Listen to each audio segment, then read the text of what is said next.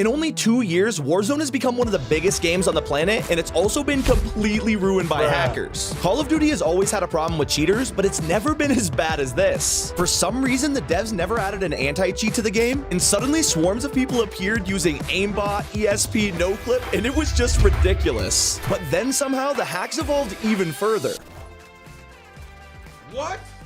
What? That's a hacker, bro. Oh, dude, okay, get me out of here. Uber, take me somewhere.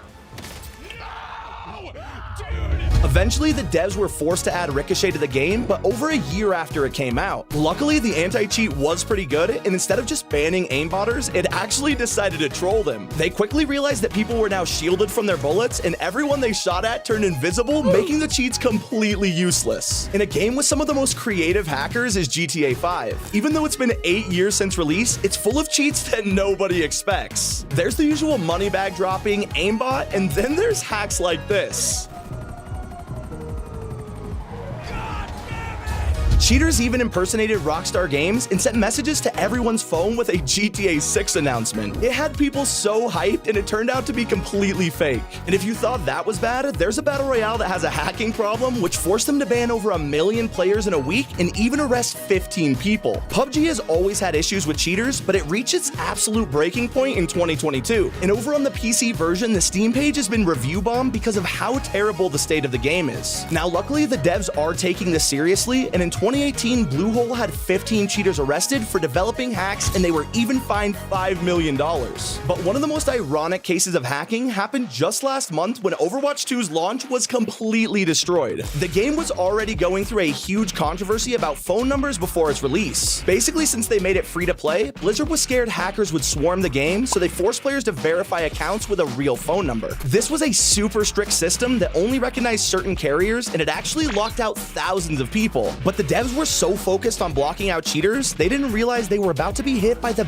biggest attack of the year. As the game released, people struggled to even get into the main menu, being thrown into queues of over 40,000 people. We all assumed that this was just because so many players were trying to load in, but then the devs made a shocking announcement. The servers were actually being targeted by hackers, DDoSing the entire game so that no one could play. People waited for hours in queue and were finally able to get in, only to be kicked mid-match.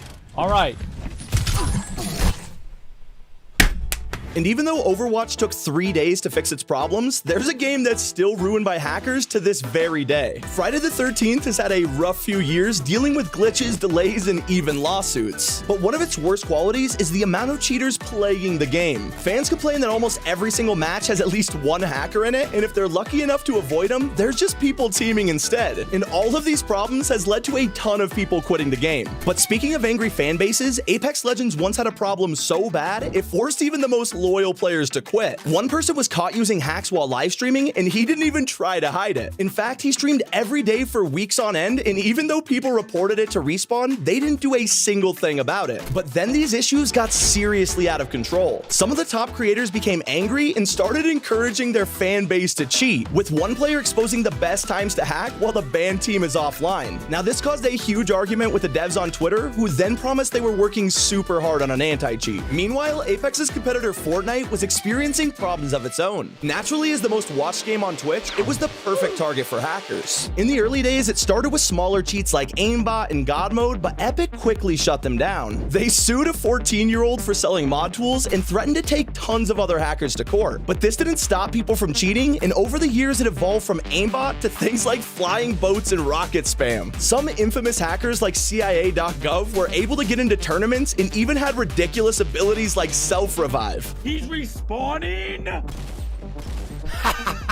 I'll farm you all day, kid. Now, hackers at tournaments are one thing, but when they're in some of the most hardcore games in the world, it can be devastating. And this was the case for Escape from Tarkov, an FPS which is key on survival. When you load into the game, you can kill other players and steal their gear, which can be worth a ton of in-game money. But cheaters took advantage of this and would go into matches with ESP to locate or eliminate players with the most expensive loot. They targeted places with the best items and traded them for rubles to become some of the richest players in the game. The final step was to then sell these on the internet internet, and some hackers were making thousands of dollars a month by doing this. And even the most innocent games can be ruined by cheaters. Among Us took the world by storm in 2020, becoming the #1 played thing on the planet. It had millions of viewers, and even the biggest creators on the internet were streaming it. For something that exploded in popularity, it was surprising how well they handled cheaters. Hackers weren't really a huge issue in the game, but some lobbies would still get trolled, sometimes by revealing who the imposters were or even by killing everyone in seconds. But the most famous hack is when Among Us was taken over by an anonymous user. They somehow got access to every single lobby in the game and spammed strange messages advertising their Discord. They literally threatened everyone playing, telling them to join the server or else they'd get hacked. And from taking over chat to stealing accounts, we have one of the most notorious hacks in all of gaming history. The devs of RuneScape have been at war with cheaters for years and even added an area called Botany Bay. If a hacker was caught, they'd be banished to the island and players could actually be the jury deciding their fate. Despite this, one cheater avoided capture for years, and in 2011 he worked with a team to commit the biggest attack ever in RuneScape. They stole over 65,000 accounts and allegedly made millions of dollars from it, which they then used to buy a house, car, and even one of the guy's degrees before disappearing to never be seen again. And another beloved game in trouble is Minecraft, which has no anti-cheat and can be modded by anyone. While you might think it's managed to go completely unfazed by hackers, that's actually because the players are the ones in control. Servers like Hypixel and Miniplex were overrun by modders who would take over Hunger Games and Skywars to win every match. The server owners were forced to step in, and they literally created their own anti-cheat. And speaking of doing it yourself, CSGO had its own massive problem. A company called Faceit had an anti-cheat software that was 10 times better than their actual game. People were already tired of CSGO's aimbotters, so they used Faceit instead, and it became so popular that in January 2022, they sold the company for $1.5 billion. And if you didn't realize just how easy it was to cheat in this game, there were countless streamers who were only caught because they did it live. To make it even more insane, CSGO added a mode called Prime, which only let people with 100,000 XP play in lobbies with each other. Because it was so difficult to get into, the chances of finding a hacker were pretty low. And if you didn't want to grind for XP, you could actually spend $14 to get instant access. Yeah, these guys pretty much locked an anti-cheat behind a paywall. But nothing's as devastating as dying to a hacker in Rust. The entire game revolves around grinding and putting time in as you collect loot, build a base, and protect your character. If you die, you can lose everything, and this is where the cheaters didn't hold back.